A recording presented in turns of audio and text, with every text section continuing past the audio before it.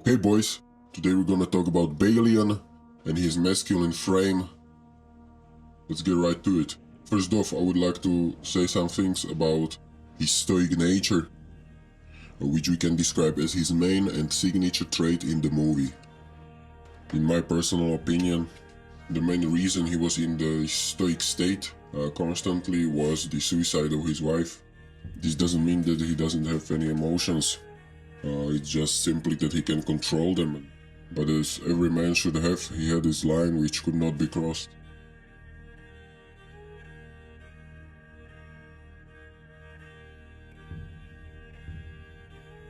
So in the beginning of the movie, when the town priest comes to heckle him in his forge about his dead wife and her funeral, he tells him that he doesn't know how she's doing in hell, because she had committed suicide.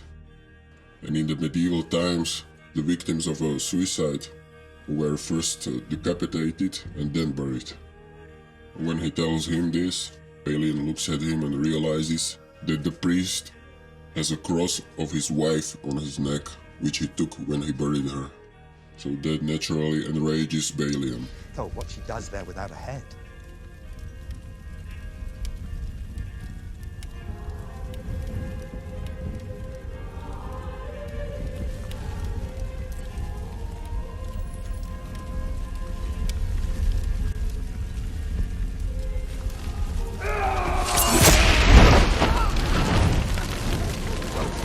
Balian then carefully assesses the situation.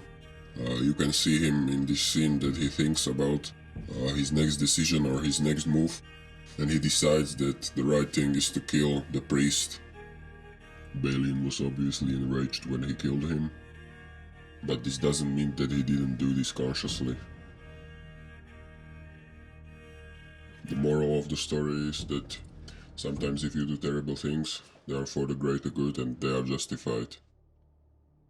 And you cannot let your emotions take over your judgment and decision making.